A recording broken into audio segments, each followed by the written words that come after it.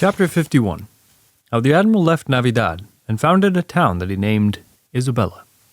Reflecting on the fate of the dead Christians and the misfortunes he had suffered in that country through the loss of his ship at sea and of his garrison and fortress ashore, and observing that a short distance away there were places better suited for settlement, on Saturday, December 7th, the Admiral took the fleet eastward, and that afternoon anchored near the islands of Monte Cristi. Next day, passing in front of Monte Cristi, he cruised among the 7 low islands there, which have few trees but are not without charm. At that winter season, they found flowers and birds' nests, some containing eggs and others fledglings, and all the other things that are proper to the summertime. From there, he proceeded to anchor in front of an Indian village, and having found a plain with a ravine on one side that appeared a suitable site for a fortress, he went ashore with all his people, provisions, and equipment. There, he founded a town to which he gave the name Isabella, in honor of the Catholic Queen.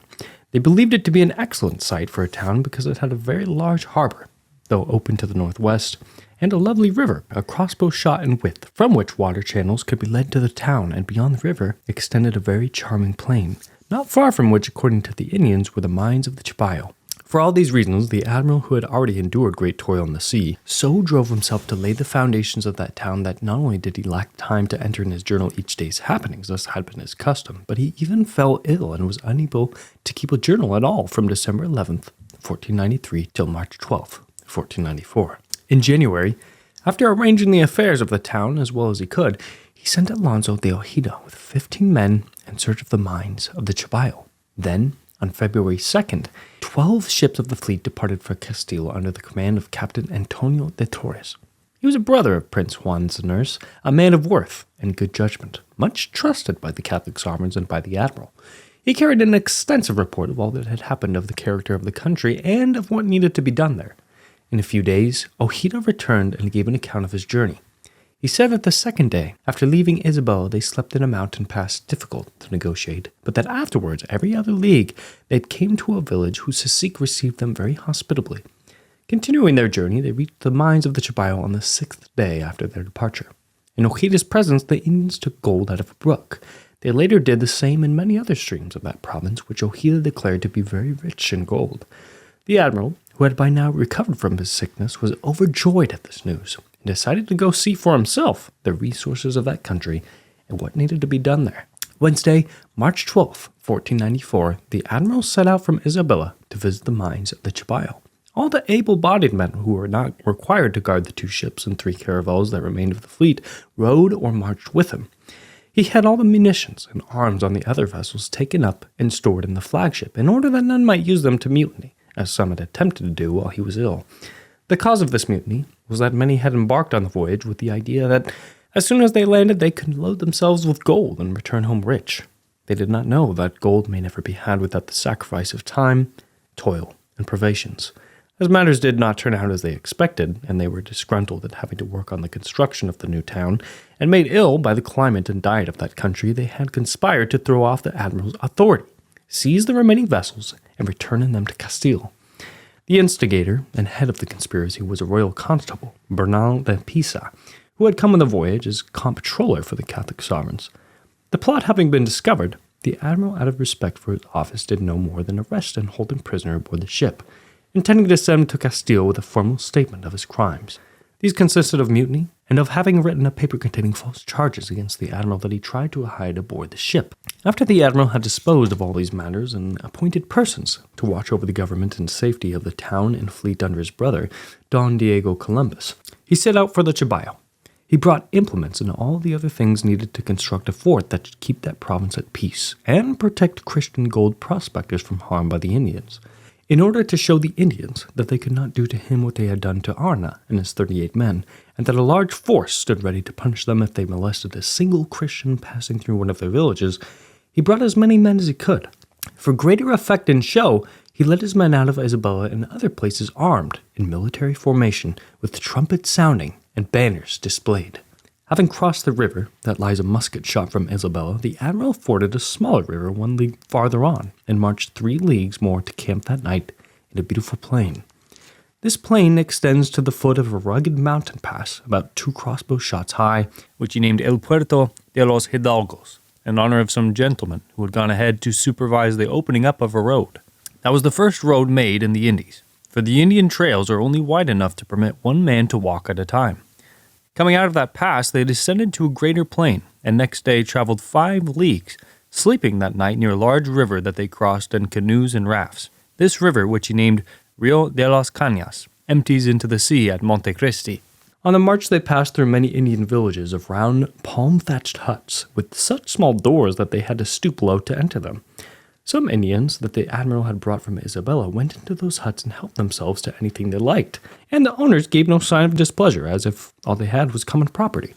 The natives, thinking we had the same custom, at first went up to the Christians and took anything that caught their fancy, but they were promptly disillusioned. On this journey, the Christians passed through mountains covered with pleasant woods where they saw wild grapevines, aloes, wild cinnamon trees, and other trees that had very thick trunks and leaves, like those of the apple, and yielded a fruit that resembled the fig. It is said that the scamony grows on these trees. Chapter 52. How the admiral reached the province of the Chibaya, where he found the gold mines and built the fort of Santo Tomas. Friday, March 14th. The admiral left the Rio de las Cañas, and after a march of 1.5 leagues, reached a larger river, which he named Rio de Oro, because while crossing it, they discovered some gold dust. They forded this river with some difficulty and came to a large village. A number of its inhabitants fled to the hills, but most shut themselves up in their homes, barring their huts with crossed bolts of cane. Having no doors of wood or other material, they locked themselves in with these canes, and no native of the country would dare enter a hut that is bolted in this manner. From this village, the admiral proceeded to another beautiful river that he named Rio Verde. Its banks were covered with shiny round pebbles. There he slept that night. Next day, he continued his journey, passing through some large villages whose inhabitants had barred their huts with bolts of cane as the others had done. The admiral and his people being wary, they camped that night at the foot of a rugged mountain that he named El Puerto del Chibayo. Beyond that mountain, at a distance of 11 leagues from the first mountain they had encountered, begins the province of the Chibayo. The country between these 2 mountains is level, and the way leads ever south. Next day, they set out down a difficult trail along which the horses had to be led by the bridle. From this place, he sent a mule train to Isabella for bread and wine, for they had begun to run short of provisions, and the journey was growing long. They suffered all the more from the shortage because they were unaccustomed to the Indian food. Unlike the Spaniards, who now reside and travel in that region and find the Indian food more digestible and suited to the climate of the country than the food that is brought from Spain, though not so nourishing. On the return of the men, he had sent for provisions Sunday, March 16th. Having crossed that mountain, the admiral entered the province of the Chibayo. This is a rough, stony country full of boulders with a dense cover of vegetation and drained by many rivers containing gold. The farther they went, the rougher the country became, and their way was impeded by high mountains in whose stream they found gold dust. According to the admiral, heavy rains washed this gold down from the mountain peaks in the form of minute grains. This province is as large as Portugal, and its mines and river sands abound in gold. There are few trees, however, and these grow mostly along the banks of rivers and consist chiefly of pines and palms of different kinds. Since Ojeda had already journeyed through this country, the Indians knew of the Christians, and wherever the admiral went, the Indians came out to meet him with gifts of food and gold dust, for they had learned that he came in search of gold. The admiral had now traveled 18 leagues from Isabella, and as the country through which he came was very rough, he ordered a fort built in a very attractive and defensible site. This fort he named the Fort of Santo Tomas, and it was to dominate the mining country and serve as a place of refuge in case of need to the Christians who came there. He left there Pedro Margarit, a very worthy man in command of this fort with 56 men. Among them were artisans needed to construct the fort, which was made of earth and wood, that it might be able to withstand any number of Indian attackers. After they had broken ground for the foundation and cut through rock to make moats, they were much surprised to find at a depth of 2 ells below the rock nests of straw and clay containing not eggs, but 3 or 4 round stones, each the size of a large orange and resembling cannonballs. They seemed to be the work of men.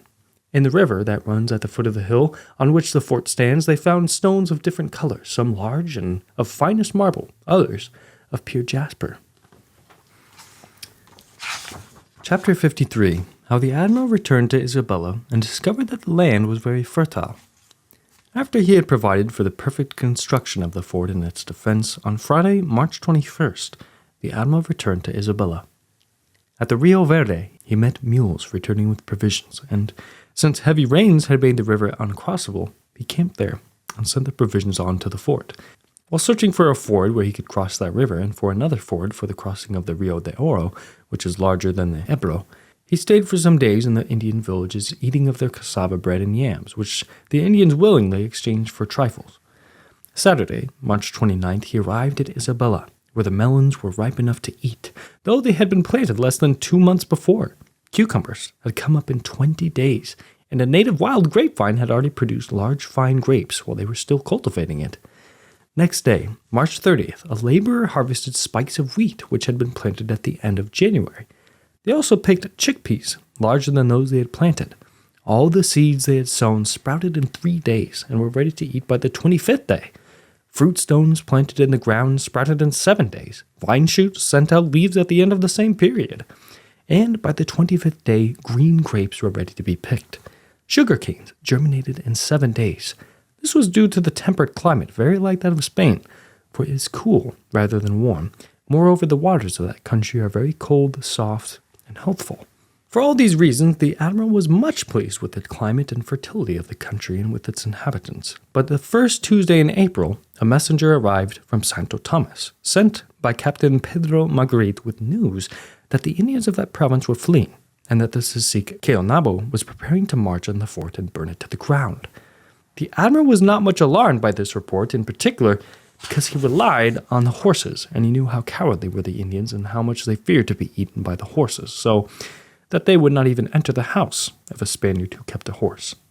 But for a precaution, he decided to send Marguerite reinforcements and provisions, especially since he intended to go in search of the mainland with the 3 caravels left to him and wanted to leave the country tranquil and secure. Therefore, on Wednesday, April 2nd, he sent 70 men with provisions and ammunition to the fort, 25 for garrison duty, and the rest to help build a new road, since the first road they had built was very inconvenient for reaching the fords of the rivers. After these men had departed, and while the caravels were being made ready for the new voyage of discovery, he oversaw work on the town that he had founded, dividing it into streets with a spacious plaza, and digging a wide channel to the river, for which purpose he had a dam built that should also provide power for a grist mill.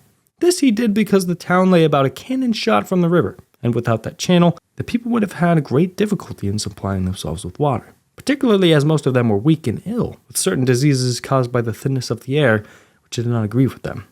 Moreover, all the provisions brought from Castile, except biscuit and wine, were gone, partly because of poor management by the ship captains, and partly because food does not keep as well in that country as in Spain. To be sure, they received abundant supplies of food from the Indian villages, but being unaccustomed to this food, they suffered ill effects from it. Therefore, the admiral decided to leave only 300 men on the island, sending the rest back to Castile. He believed that that number was enough to keep the island and its people peaceful and obedient to the Catholic sovereigns. Since the biscuit was almost spent and they had wheat but no flour, he decided to have some grist mills built, but the nearest waterfall that could be used for the purpose was 1.5 leagues away. In this project, as in all others, he had to stand over the workmen and urge them on, because they all shirked work. He also decided to send all the able-bodied men except the artisans and workmen to the Vega Real to pacify that region, make the Indians respect them, and gradually grow accustomed to eating Indian food, for the provisions from Castile were daily in shorter supply. These men were to be commanded by Ojeda until they reached Santo Tomas, where Ojeda should relieve Marguerite, who would then take them on a tour of duty about the island. Ojeda, who had worn himself out the previous winter in the discovery of the Chabayo, which in the Indian language means stony, was to remain as governor of the fort. Wednesday, April 9th, Ojeda left for Santo Tomas with a force of more than 100 men. And crossing the Rio de Oro, he captured the cacique of that region, together with his brother and nephew, and sent them to the admiral in chains. He also cut off the ears of one of the cacique's subjects in the square of his village. This he did because some Indians, assigned by that cacique to carry across the river the clothing of certain Spaniards returning from Santo Tomas to Isabella, ran off to their village with that clothing while the Spaniards were in the middle of the stream. Instead of punishing those Indians for their crimes, the cacique had taken the clothes for himself and refused to return them. The cacique who occupied the other bank of the river, trusting in the value of the services he had rendered the Christians, decided to accompany the prisoners to Isabella and intercede for them with the admiral. The latter received him in a friendly manner, but ordered those Indians to be sentenced to death by a public crier, their hands tied behind them. At this, the kind Sasik shed so many tears that he at last obtained the lives of those men, promising they would never again offend. After the admiral had set them all free, a horseman coming from Santo Tomas reported that while passing through the village of the imprisoned Sasik, he found that the people had captured 5 Christians bound for Isabella, that he had frightened the Indians with his horse and freed those Christians, putting more than 400 Indians to flight and wounding 2 of them in the chase. After he had crossed to the other side, he looked back and saw the Indians were preparing to attack those Christians again. At this, he turned his horse about and made as if to charge the Indians, so that they fled in panic, believing the horse would fly across the river. Chapter 54. How the admiral disposed of the affairs of the island and sailed to explore the island of Cuba, believing it to be the mainland. The admiral having decided to sail in search of the mainland, he appointed a council to govern the island in his absence. Its members were Don Diego Columbus, his brother with the title of president, Fray Will and Pedro Fernandez Coronel, regents, Alonso Sanchez de Carvajal, councilman of Beza, and Juan de Lujan, a gentleman of Madrid of the household of the Catholic sovereigns. In order that the people might not lack flour, he pushed construction of the grist mills, though much hampered by the rains and the flooding of the rivers. The admiral writes that these rains are the cause of the wetness, and consequently of the fertility of that island. So fertile was it that they ate fruit from the trees in November, at which time they flowered again, indicating that they bear fruit twice a year. Plants and seeds continually bear fruit and flower. At all seasons they found in the trees birds' nests, containing eggs and young. Moreover, they had daily new confirmation of the wealth of the island. For not a day passed without the return of one of the men the admiral had dispatched in different directions, with news of the discovery of new mines, not to mention the accounts brought by the Indians of the discovery of great quantities of gold in various parts of the island. But the admiral was not satisfied with all this, and resolved to explore the coast of Cuba, being uncertain whether it was an island or continent. Thursday, April 24th, after the noon meal, he set sail with 3 ships and later that day anchored at Monte Cristi to the west of Isabella.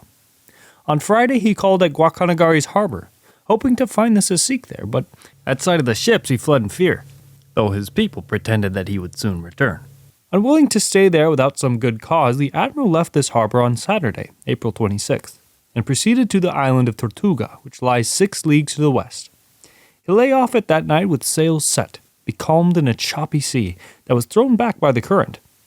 Next day, with a contrary northwest wind and the current setting from the west, he had to return eastward and anchor off the Rio Guadalquivir in Española to await a wind that would enable him to make way against the current, which now, as on his first voyage, he found setting strongly eastward in those parts. Tuesday, April 29th. He reached Puerto San Nicolas with fair weather, and thence crossed over to Cuba, beginning to range its southern coast. Having gone 1 league beyond Cape Fuerte, he put in a large bay with a mouth of great depth and 150 feet wide. That is why he named it Puerto Grande. There he anchored and dined on roast fish and huchas, of which the Indians had an abundance. Next day, May 1st, he continued cruising down the coast, encountering commodious harbors, lovely rivers, and very high mountains. From the time they left Tortuga, they found the sea covered with the weed they had seen on the way to and from Spain. As they cruised along the shore, many islanders paddled to the ships in their canoes. Thinking our men had come from heaven, these Indians brought the Christians cassava bread, water, and fish, asking nothing in exchange. But the admiral, wishing to send them away happy, ordered them to be paid for everything, with glass beads, hawk's bells, and the like. Chapter 55. How the admiral discovered the island of Jamaica. Saturday, May 3rd, the admiral set sail from Cuba for Jamaica to learn if it was true, as they had been told on all the other islands, that Jamaica was very rich in gold. Sunday, the weather being clear and half the voyage behind them, they sighted the island and anchored off its coast on Monday. The admiral thought it was the most beautiful island of all that he had seen in the Indies. A multitude of large and small canoes, carrying a great number of natives, came out to the ships. Next day, the admiral cruised down the coast to explore the island's harbors. After he had sent the boats ahead to the mouth of one harbor, they issued from the shore so many armed canoes that the boats had returned to the ships, not so much from fear of the Indians as to avoid hostilities with them. Later reflecting that an appearance of fear might cause these Indians to grow even more haughty and arrogant, they entered another harbor which the admiral named El Puerto Bueno, When the Indians again came out, hurling darts at them, the crossbowmen in the boats taught them such a lesson that they had to retreat with the loss of 6 or 7 wounded. The battle ended. A multitude of canoes came peacefully from the neighboring villages to trade their things and provisions for our gewgaws. In this harbor, which has the form of a horseshoe, they found and repaired a leak in the admiral's flagship. And on Friday, May 9th, he sailed westward down the coast, keeping close to shore with the Indians, following in their canoes to engage in trade. But the wind turning foul, the admiral could not make as much progress as he wished, and finally on Tuesday, March 13th, he decided to return to Cuba and follow its southern coast until he had sailed some 500 or 600 leagues and had made certain whether it was an island or mainland. That day, as he was about to sail from Jamaica, a young Indian came aboard saying he wished to go to Castile. Many of his relations and other people followed him in canoes. They begged him to come back, but could not turn him from his design. Indeed, in order to escape the tears and lamentations of his sisters, he hid where they could not see him. The admiral marveled at the firm resolution of this Indian and ordered him to be well treated. Chapter 56. How the admiral returned from Jamaica to follow the coast of Cuba, believing it to be the mainland. Having left Jamaica on Wednesday, May 14th, the admiral made the cape that he named Cape Santa Cruz. As he was following the coast, there arose a terrible storm of thunder and lightning that, added to the numerous shoals and channels, caused him great danger and toil. He had to guard against 2 dangers that required contrary measures, the proper precaution against such storms being to strike sail, while to escape running aground he had to carry on. If he had had to face 8 or 10 leagues more of this, the admiral's situation would have been intolerable. But the chief problem was that whole sea, both to the north and the northeast, was dotted with innumerable small islands. Some were densely wooded, but the majority were sandy and barely visible above the water. They were about a league around, more or less. The nearer they drew to Cuba, the higher and lovelier these little islands became. It would have been impossible to name them all. Therefore, the admiral named them collectively El Jardín de la Reina. Next day he sighted still more islands, most of which were larger than those he had seen previously, to the northeast, as well as to the northwest and southwest. That day they counted 160 islands, separated from each other by deep channels through which the ships threaded their way. On some of those islands they saw many cranes of the size and shape of those of Castile, but bright red. On the others they found turtles and many turtle eggs, resembling those of hens, but having very hard shells. The turtles lay their eggs in a hole made in the sand, cover them up, and leave them until the heat of the sun has hatched the baby turtles. In time, they attain the size of a buckler, and sometimes that of a large shield. On those islands they also saw crows and cranes like those of Spain, cormorants, and a multitude of small birds that sang most sweetly. So fragrant was the air that our men seemed to be amid roses and the most delicate scents in the world. Yet the dangers to navigation were very great here, because there was such a maze of channels that it took a long time to find a way out. In one of those channels they saw a canoe with Indian fishermen. These men showed no fear, but quietly waited until the ship's boat was close, and then made signs not to come near until they had done fishing. Their mode of fishing was so strange and novel that our men complied with their wishes. The Indians tied slender cords to the tails of certain fish that we called revesos, and that pursue other fish, to which they attach themselves by a rough place on their own bodies that runs from the head to the middle of the back. They stick so fast to any fish they encounter that when the Indian pulls in his cord, he draws out both fish together. Our men saw those fishermen pull out a turtle with the pilot fish attached to its neck, that being the place to which the pilot fish fastens itself so that its quarry cannot bite it. I have seen them attach themselves to very large sharks in this manner. When the Indians were done fishing, having caught 2 fish and a turtle, they approached very calmly to see what our men wanted. By order of the Christians, they accompanied them to the ships, where the admiral treated them very hospitably. From them he learned that the sea was full of innumerable islands. They offered him all they had, but the admiral would take only that fish mentioned above, their other possessions being nets, hooks, and calabashes filled with drinking water. He gave them some trifles, and they went away very happy. The admiral held on his course, though he did not intend to proceed much farther because he was running short of provisions. Had he plenty of food, he would have gone on to return to Spain by way of the east. By this time, the admiral was quite worn out, both on account of poor diet and because, aside from 8 days when he was seriously indisposed, he had not undressed and slept a full night in bed from the time he left Spain till May 19th, the day on which he made this notation in his journal. Great as had been his cares on other voyages, they were redoubled on this one, because of the innumerable islands among which they sailed. On the 20th of May alone they sighted 71, not counting the many they sighted at sunset toward the west-southwest. The sight of these islands or shoals all about them was frightening enough, but what was worse was that each afternoon a dense mist rose over them in the eastern sky, with such thunder and lightning that it seemed a deluge about to fall. When the moon came out, it all vanished, dissolving part into rain and part into wind. This is such a common phenomenon in those regions that it happened each afternoon on that voyage, and I myself observed it when cruising among those islands in 1503, returning from the discovery of Veragua. The wind which regularly blows at night is from the north, because it comes from Cuba. Then, at daybreak, it turns easterly and follows the sun till it returns to the west. Chapter 57. How the Admiral endured great hardships and toil as he sailed among islands innumerable. Continuing to sail westward among islands innumerable, the Admiral on Thursday, May 22nd, reached an island a little larger than the others and named it Santa Marta. Landing at a village on that island, they found that all the Indians had fled. In the huts, they found no food other than fish, which is the whole diet of those Indians. There were many dogs, like mastiffs, which also feed on fish. So, without having had speech with anyone or found anything notable, they steered northeasterly among other islands, on which they saw many bright red cranes, parrots, and other varieties of birds, dogs, like those mentioned above, and much weed of the kind the Admiral saw in the ocean when he discovered the Indies. This navigation, in a maze of shoals and islands, caused the Admiral much toil, for he had to steer now west, now north, now south, according to the disposition of the channels. And for all his care in making soundings and keeping lookouts on the Round Top, the ship often scraped bottom, there being innumerable shoals all about. Navigating in such difficult conditions, he decided to put into Cuba again to obtain fresh water, of which they were in great need. Because of the dense vegetation on the shore where they touched, they could not see if there was a village, but a sailor who went hunting in the woods with a crossbow encountered 30 Indians who carried their customary arms, darts, and the clubs that they use as swords and call macanas. The sailor said that one was dressed in a white tunic that reached to his knees, and 2 others wore tunics that came down to their feet. He said these 3 were as light complexioned as our men. He had not spoken with them, however, for taking fright at the sight of all these people, he had called out to his comrades, whereupon the Indians fled and never returned. Wishing to check the truth of this story, next day the Admiral sent a party ashore, but after proceeding for half a league, they were stopped by the dense vegetation and forests.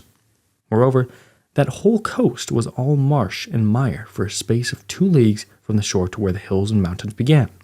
So they returned with only a report of having seen signs of fishermen on the beach and many cranes, like those of Spain, but considerably larger.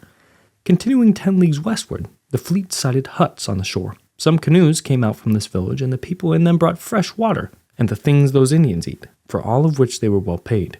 The Admiral detained one of them, telling him and the other Indians through an interpreter that he would be released as soon as he had shown him the way and given him other information about that region. The Indian was quite satisfied with this and told the Admiral for a fact that Cuba was an island, that the king, or cacique of the western part, communicated with his vassals and only through signs, by means of which all his orders were swiftly carried out, and that all that coast was very low and fringed by many islands. They found this to be true, for next day, June 11th, seeking to move the ship from one channel to a deeper one, the Admiral had to kedge it with cables over a sandbank less than a fathom deep, but 2 ship lengths in size. Drawing closer to Cuba, they saw turtles 2 or 3 ells in size, and so numerous that the sea was covered with them.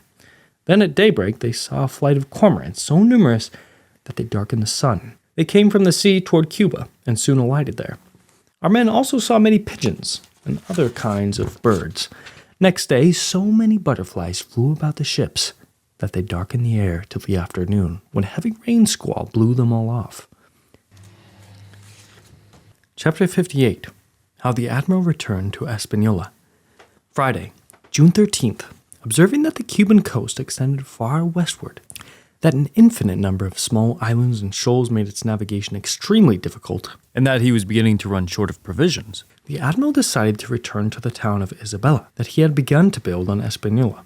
He stopped to take on wood and water at the island of San Juan Evangelista, which is 30 leagues around and 700 leagues distant from the island of Dominica.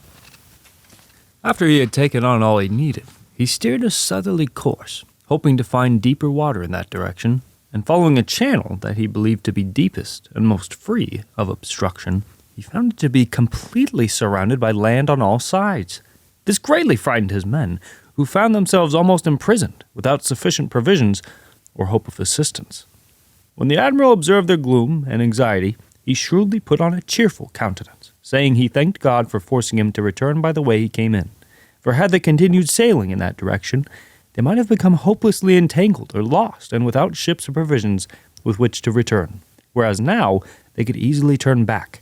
To the general relief and satisfaction, then, he returned to the island of the Evangelista.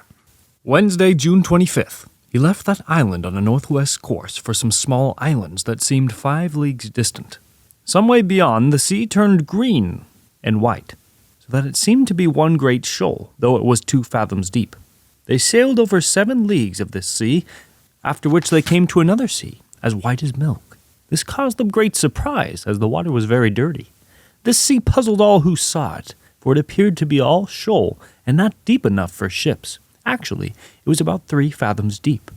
After sailing some 4 leagues over that sea, he came to another which was as black as ink, and 5 fathoms deep. Over this sea he sailed till he reached Cuba. Thence he continued eastward with headwinds along channels and sandbanks. On June 30th, while he was entering an account of the voyage in his journal, the ship ran aground with such force that they could not get her off by the stern, with the anchors, or by any other means. However, with God's aid, they managed to pull her off by the prow, though she suffered considerable damage from the shock of the grounding. Having gotten off at last with divine aid, he sailed along as wind and shoals permitted, through a sea that was always white and 2 fathoms deep, neither increasing nor diminishing in depth save when they drew too close to a shoal. Aside from the shoals, every day at sunset he was plagued by rains which issue from the mountains bordering the lagoons that lie next to the sea. He suffered great annoyance from these things until he again approached the island of Cuba from the east, along the route by which they had first come. There, as at his first coming, the air was fragrant with the sweet scent of flowers. On July 7th, the admiral went ashore to hear Mass.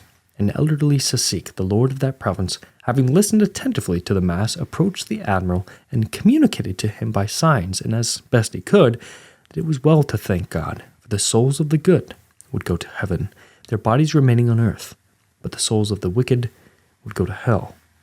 Among other things, he said that he had been on Hispaniola and knew the principal Indians of that island. He had also been on Jamaica and had traveled extensively in western Cuba. He said that the cacique of that region dressed like a priest. Chapter 59. Of the great hunger and toil suffered by the admiral and his men, And how he returned to Jamaica. Leaving that place on Wednesday, July 16th, he sailed on to the accompaniment of terrible rain and wind. And near Cape Cruz off Cuba, he was assailed by a thunderburst so sudden and violent, and with such a downpour of rain that the deck was placed under water. With the aid of God, they were able to strike sails and an anchor with the heaviest anchors, but so much water worked down through the fore timbers that the sailors could not get it out with the pumps, especially because they were all very tired and weak from too little food. All they had to eat daily was a pound of rotten biscuits and a pint of wine, and if by great good fortune they caught a fish, they could not keep it from one day to the next because food spoils very quickly in those regions, the climate being warmer than in our country. The shortage of food was felt by all. The admiral writes in his journal, "I am on the same ration as the others. May it please God that this be for his service and that of your highnesses. Were it only for myself, I would no longer bear such pains and dangers, for not a day passes that we do not look death in the face." With these dangers and afflictions, on July 18th he reached Cape Cruz, where the Indians received him hospitably, bringing much cassava, which is the bread they make by scraping certain roots, and fish, and a great quantity of fruit and other food. From this place, being denied a fair wind for Hispaniola, on Tuesday, July 22nd, he departed for Jamaica, and cruised westward down its coast, hugging the land, which was very beautiful and fertile. A league apart he found excellent harbors, and the whole coast was crowded with towns whose inhabitants followed the ships in their canoes, bringing the Christians food, which they liked much better than what they had received on all the other islands. The sky, air, and climate were just the same as in other places. Every afternoon there was a rain squall that lasted for about an hour. The admiral writes that he attributes this to the great forests of that land. He knew from experience that formerly this also occurred in the Canary, Madeira, and Azore Islands. But since the removal of forests that once covered those islands, they do not have so much mist and rain as before. The admiral held on his course, always with an adverse wind that forced him to take shelter every afternoon near the land. This was so green and smiling, abounding in food and densely populated that he thought it unsurpassed by none. Especially near a channel that he named the Boca de las Vacas, which contained 7 little islands close to land, which he said was the highest land he had seen up to that time. He believed that it rose above the zone of the air where storms are born. Withal, it is all densely populated and very fertile and lovely. He judged the island must have a circumference of some 800 miles, but when he had explored it all, he concluded it must be only 50 leagues long and 20 wide. Charmed by its beauty, he would have liked to stay longer in order to come to know it better. However, the shortage of provisions and the leaky state of his ships prevented it. Accordingly, whenever a short spell of good weather permitted, he voyaged eastward, and on Tuesday, August 19th, he lost sight of that island and headed directly for Hispaniola, naming the eastern point of Jamaica on the south coast El Cabo del Ferrol. Chapter 60. How the Admiral explored the southern shore of the island of Hispaniola until he returned eastward to the town of Navidad. Wednesday, August 20th, the Admiral sighted the western end of Hispaniola, which he named Cape San Miguel. It is 30 miles distant from the eastern end of Jamaica, and sailors nowadays call it Cape Tiburon. While he was off this cape on Saturday, August 23rd, there came out to the ship a cacique who called the Admiral by his name and knew some other Spanish words. This proved to the Admiral that the land was part of Hispaniola. At the end of August, he anchored at a small island that he had named Alta Vela, and having lost sight of the other 2 ships, he sent some men ashore to climb to the top of this very high island, from which one could see a great distance in all directions, but they did not sight any sails. As they were leaving that island, they killed 8 seals which were sleeping in the sand. They also killed many pigeons and other birds, for as that island is uninhabited and the animals are unaccustomed to men, they let themselves be killed with sticks. The Admiral's people spent the next 2 days in the same way, waiting for the ships which had been lost since the previous Friday. At last, 6 days later, they showed up, and all 3 sailed together for the island of Vieta, 12 leagues to the east of Alta Vela. There they sailed by a pleasant plain about a mile from the sea, and so densely peopled that it seemed to be a continuous settlement, 1 league long. On this plain was a lake, 3 leagues long from east to west. When the natives learned of the coming of the Christians, they came in their canoes to the caravels to report that some Christians had arrived there from Isabella, and that all were in good health. The Admiral was greatly pleased by this news. As he wished to inform the settlers of his safe arrival, he sailed on somewhat farther east and landed 9 men who were to cross the island and proceed by way of the forts of Santo Thomas and Magdalena to Isabella. Continuing eastward down the coast, he sent 3 boats to get water on a beach where a large village could be seen. The Indians, armed with bows and poisoned arrows and carrying cords in their hands, issued from that village making signs that those cords were for tying up the Christians they would capture. But when the boats came ashore, the Indians put aside their arms and offered to bring the Christians bread, water, and all else they had. And speaking in their native tongue, they asked for the Admiral. Holding on their course, the ship's people sighted a large fish, big as a whale, with a carapace like a turtle's, a head the size of a barrel protruding from the water, a long tail like that of a tunny fish, and 2 large wings.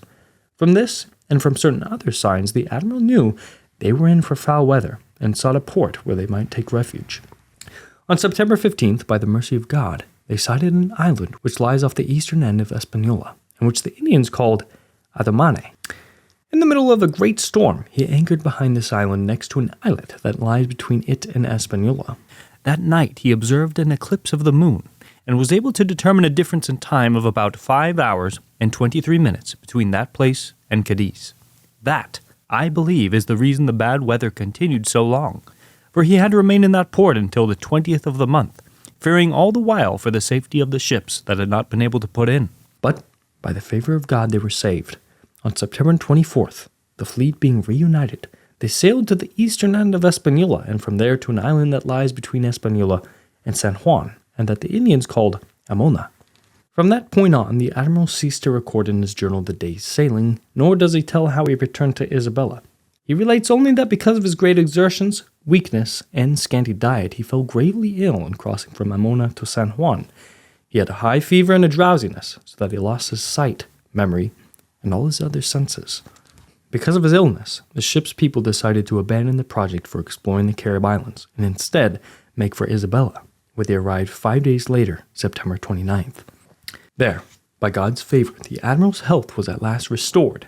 though he lay ill for more than 5 months.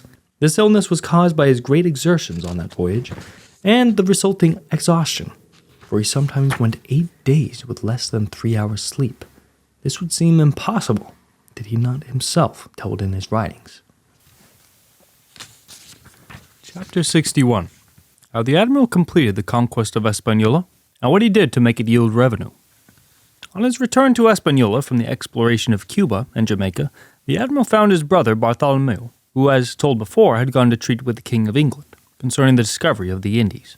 On his way back to Castile with an agreement in his possession, he learned in Paris from King Charles of France that his brother, the Admiral, had already discovered the Indies. The king also presented him with 100 escudos for his traveling expenses. Bartholomew then made all haste to get to the Admiral in Spain. But when he reached Seville, his brother had already sailed with a fleet of 17 ships. Complying with the Admiral's written request, Bartholomew, at the opening of the year 1494, conducted Don Diego Columbus, my brother, and myself to the court of the Catholic sovereigns, to serve as pages to the most serene Prince Don Juan, whom God keep, by order of the Catholic Queen Isabella, who was then in Valladolid. As soon as we arrived, the sovereign summoned Don Bartholomew and sent him to Hispaniola with 3 ships.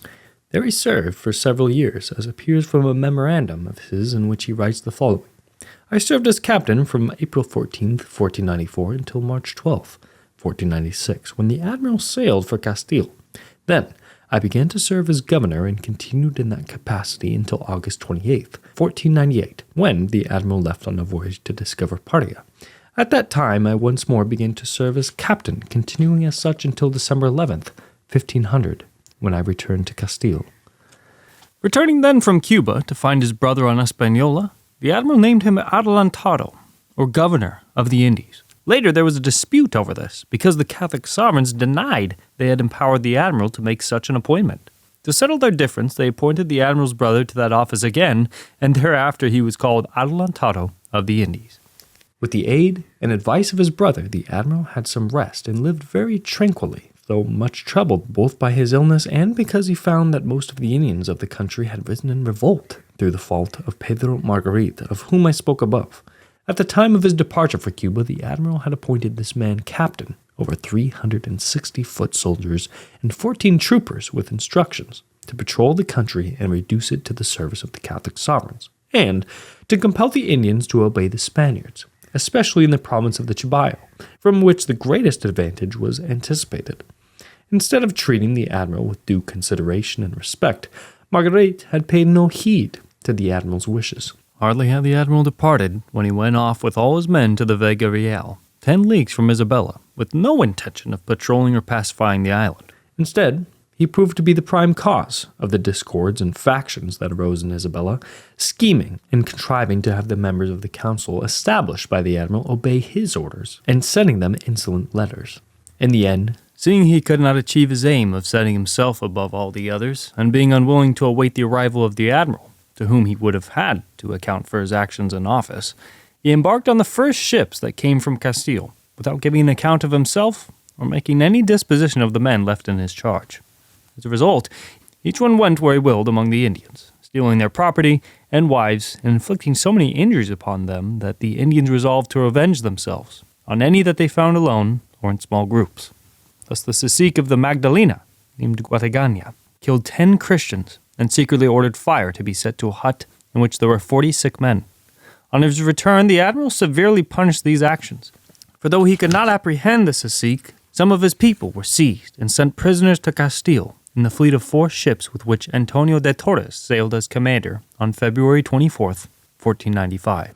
He also punished 6 or 7 others who had harmed Christians at various places on the island. those caciques had already slain many Christians and would have killed many more if the Admiral had not stopped them in time. The Admiral found the island in a pitiful state, with most of the Christians committing innumerable outrages for which they were mortally hated by the Indians who refused to obey them. The kings and caciques of the island were united in refusing to serve the Christians, and the fact that there were only 4 principal men among them whom the other chiefs obeyed made it easy to obtain the general assent. These 4 principal men were Caonabo, Iguanama, Behicio, and Guardianex. Each had under him 70 or 80 caciques who rendered no tribute but were obliged to come when summoned to assist them in their wars and in sowing their fields. One of these caciques, Guacanagari, lord of that part of the island where the town of Navidad had been founded, kept friendship with the Christians. For this reason, as soon as he learned of the admiral's return, he visited him to let him know that he had no part in the schemes of the other caciques and had given them no aid. As proof of this, he recalled the hospitality he had always shown the Christians, of whom no less than 100 were constantly maintained and supplied by him with all he could provide. For that reason, he was hated by the other caciques, especially by Bahicho, who had killed one of his wives, and by Caonabo, who had stolen from him another. And that was why he now appealed to the admiral to restore his wife to him and help him get revenge for his injuries. This the admiral agreed to do, believing in the good faith of that cacique, for he wept each time he recalled the men who had been killed at Navidad, as if they had been his own sons. Moreover, the admiral reflected that by taking advantage of the discords among the caciques, he might the more easily conquer the island and punish the rebellion of the other Indians and avenge the death of the Christians who had been slain. On March 24th, 1495, therefore, he marched forth from Isabella in warlike array together with his ally and comrade Guacanagari, who was most eager to rout his enemies. This promised to be a difficult feat, for the rebel caciques had assembled more than 100,000 Indians, while the admiral had only 200 Christians, 20 horses, and as many hounds. But the admiral, who understood the Indian character and habits, after a 10 days' march from Isabella, divided his army into two groups, one under himself and the other under his brother the Adelantado. He intended to attack that scattered horde of Indians from different directions, for he believed that the Indians, frightened by a great din arising simultaneously on various sides, would break and flee in panic. And so it turned out. First, the infantry squadrons of the two divisions attacked the Indian host and began to rout them with crossbow and harquebus shots. Then the cavalry and hounds fell upon them impetuously to prevent their rallying. As a result, those cowardly Indians fled in all directions, hotly pursued by our men, who with God's aid soon gained a complete victory, killing many Indians and capturing others who were also killed. Caonabo, the principal cacique, was taken alive, together with his wives and children. Caonabo afterwards confessed that he had killed 20 of the Spaniards who remained under Arana in Navidad when the admiral returned to Spain from the discovery of the Indies, and that later, feigning friendship, he had visited Isabella with the true design, which our men suspected, of seeing how he might best attack and destroy it as he had done to the town of Navidad. This the admiral had already learned from others, and it was to punish Caonabo for his first offense, and for his second act of rebellion and assemblage of Indians that he had marched against him.